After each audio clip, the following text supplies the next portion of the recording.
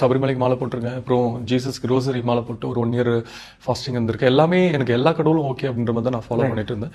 But ஒரு டைம்ல சில அவமானங்கள்லாம் இருந்தது. கோயிலெல்லாம் வந்து எதிர்பார்க்காத ஒரு ஒரு சாட்டிஸ்ஃபேக்ஷன் இல்லாத ஒரு விஷயம்லாம் நடந்தது. நிறைய நடந்துட்டே இருந்தது. அதுக்கப்புறம் ஒரு வாட்டி நான் வந்து மஸ்ஜித் போகும்போது எல்லாரும் லைனா நின்று ப்ரே பண்ணாங்க. எல்லாருக்குமே தெரியுது நான் ஒரு ஆக்டர்னு. அந்த உள்ள மஸ்ஜித் உள்ள யாருமே பேசல. எல்லாருமே வெளியில வந்து தான் பேசினாங்க. ஸோ எனக்கு என்ன தோணுச்சுன்னா, இங்க ஒரு ஈக்குவாலிட்டி இருக்கோ, இங்க எல்லாருமே சமமா பாக்குறாங்களோ அப்படின்றது எனக்கு ஃபர்ஸ்ட் ஸ்ட்ராங்கா பட்டது. அதுக்குள்ள வந்துட்டா அவங்களுக்கு வெறும் கடவுளை தான் பெருசா நினைக்கிறாங்க. மத்த எவ்வளவு பெரிய செலிபிரிட்டி வந்தாலும் அவங்க பெருசா நினைக்கல அப்படின்ற ஒன்று தெரிஞ்சது.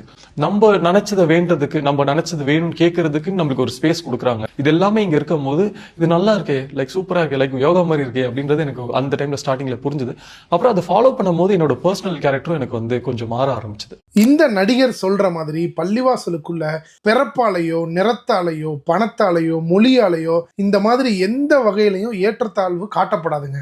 ஏன்னா நம்ம எல்லோரையும் படைத்த இறைவன் மனிதர்கள் எல்லோருமே ஒரே ஆணிலிருந்தும் பெண்ணிலிருந்தும் படைக்கப்பட்டவர்கள், உங்களுக்குள்ள எந்த பாகுபாடும் காட்டக்கூடாது அப்படிங்கிற கட்டளையை பிறப்பித்திருக்கிறான். சமத்துவத்தை போதிக்கக்கூடிய இறுதி இறைவேதம் குரான் வாசிக்கணும்னு விருப்பப்பட்டாலோ, சமத்துவத்துடைய பிறப்பிடமாகிய மசூதியை நீங்க பார்வையிடணும்னு விருப்பப்பட்டீங்கன்னாவோ, ஸ்கிரீன்ல தெரியுற இந்த நம்பருக்கு வாட்ஸ்அப்ல தொடர்பு கொள்ளுங்க. நன்றி.